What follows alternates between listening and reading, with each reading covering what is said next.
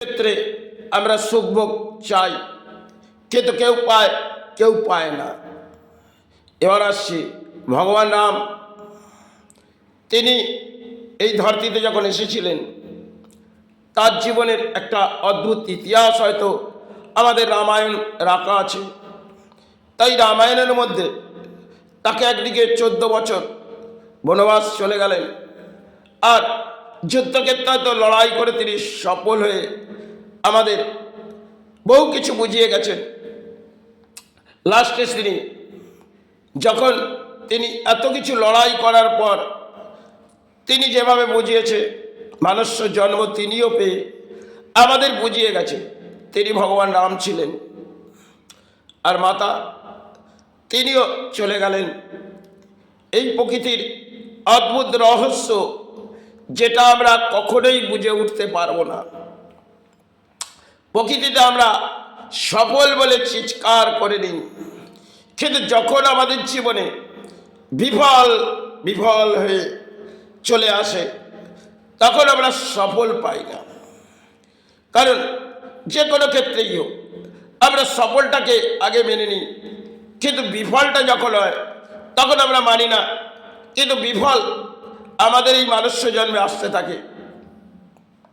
আর এই মনুষ্য জন্ম করে ধর্ম করে যদি আমি চিৎকার করে নিই, সেটাও মনে হয় আমার জীবনে ভুল হবে। তাই ধর্মের আশ্রয় নিচ্ছি যখন, তাতে জীবনে ব্যাধি হয়তো আক্রান্ত হয়েছে, তাই হয়তো কোনো পথ খোলা নেই। কারণ চারিদিকে যখন দরজাটা বন্ধ হয়ে যায় তখন প্রাণটা বেরোনোর একটা নির্দেশ দেয়। কেন বর্তমানে আমরা আজকে যে সমাজে ঘুরছি এই কলিযুগ, আর এই কলিযুগের সমাজ সেটা হচ্ছে দণ্ডের সমাজ। এবং আমরা বহু কিছু চিৎকার করে নিলাম যে ধর্মের মাঝে আশ্রয় নিয়ে কিছু অধর্ম জাগিয়ে নিলাম, তাতে কিন্তু আমাদের কলি একটি দণ্ড দেয়। তবে ভগবান রাম যেভাবে বুঝিয়ে গেলেন, তিনি যখন এসেছিলেন এই প্রকৃতিতে, তার জীবনে অদ্ভুত রহস্য সে হয়তো খেলা আমাদের দেখিয়ে গেছেন। কেন একদিকে যেমন তিলের লড়াই করেছে, কিছু ক্ষেত্রে তার হারও হয়েছে। কারণ যখন ভাই নিচের স্তরে পড়ে আছে তখন ভগবান রামের চোখের জল গড়িয়ে এসেছে। তাই হয়তো তাকে নিয়ে আমরা কখনো উন্মাদ হয়ে বলি, কিন্তু তিনি যেভাবে আমাদের বুঝিয়ে গেছেন, তিনি তো ভগবান রাম। তিনি মনুষ্য জন্ম পেয়ে আমাদের বহু কিছু হৃদয় জাগিয়ে গেলেন। আর ধর্মের কিছু আমরা যে বাণীগুলো পড়ি সেগুলো বহু সাধক, তারা কিন্তু কেউ ব্যাধি আক্রান্ত হয়েছে কিন্তু ব্যাধিটাকে মনোবৃত্তি থেকে ছেড়ে দিয়ে গেছে। কেন মনের মধ্যে যদি ব্যাধি নিয়ে চিন্তা করি তাহলে আমি কমজোর। আর যুদ্ধক্ষেত্রে যদি ভগবান নাম লড়াই করতে যায়, সে লড়াইয়ে তিনি ভেঙে পড়বে। কারণ প্রকৃতির অদ্ভুত ইতিহাস হয়তো রামায়ণ আমাদের, সেই রামায়ণে বহু কিছু আমাদের আবেগ তুলে দিয়ে গেছে। আর সেই আবেগটা রামায়ণ থেকে আমরা শ্রদ্ধা পেয়েছি। এবং রামায়ণ আমাদের একটা প্রকৃতির খেলা হিসেবে রামচন্দ্র এসে আমাদের বহু কিছু বুঝিয়ে গেছেন।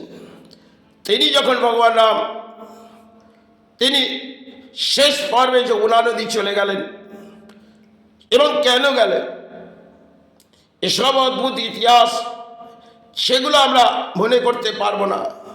কারণ তিনি যখন সমস্ত কিছু লড়াই করে সফল করে তিনি যখন চলে গেলেন, সেখানে কি অদ্ভুত খেলা হলো। আর প্রকৃতির খেলাতে তাকেও মেনে নিতে হলো।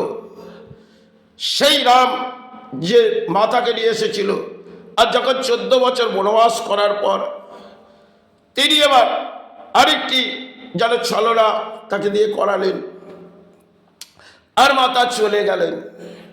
সেই অদ্ভুত ইতিহাস সেটা রামায়ণ এবং ভগবান রামের অদ্ভুত ইতিহাস যেগুলো আছে। এবং দেবী সীতা মা তিনিও কিন্তু সুখভোগ পায়নি। সেরা ভগবান রাম তিনি যেমন সুখের ছায়া দেখেন, যুদ্ধক্ষেত্রে লড়াই করতে করতে শেষ পর্বে সন্তানের সাথেও লড়াই হলেন। এবং ভগবান রাম তিনি যখন এত বড় শক্তিশালী বীর হয়ে তবুও তাকে মেনে নিতে হয়েছিল। আর শেষ পর্বে তিনি যমুনা নদী চলে গেলেন। এবং কেন গেলেন, কিভাবে তিনি আমাদের বোঝাতে চাইলেন, সেই অদ্ভুত ইতিহাস যদি আসি, সেগুলো আমাদের রামায়ণ।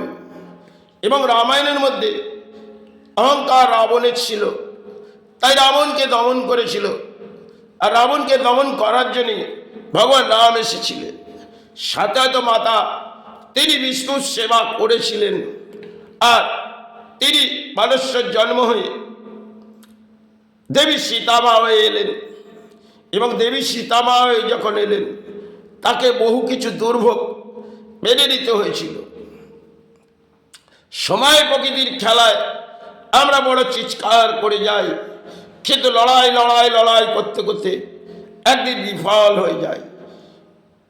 হয়তো যেটুকু কর্মের বাস থেকে বুঝেছি সেটা একটা লড়াই, এবং যখন আমি ধর্মের বাস থেকে বুঝেছি সেটাও লড়াই, এবং প্রাণীর মধ্যে যখন জরা ব্যাধি নিয়ে বুঝেছি সেটাও একটা লড়াই। তাই হয়তো একটি ডন্ডি বাঁধা আছে, এই ডন্ডি থেকে বেরোতে হবে। তাই আর তো দণ্ডির বাইরে থেকে বেরো না, সময়ের জন্য বেরোয়, এবং আজ নয়তো কাল চলে তো যেতেই হবে।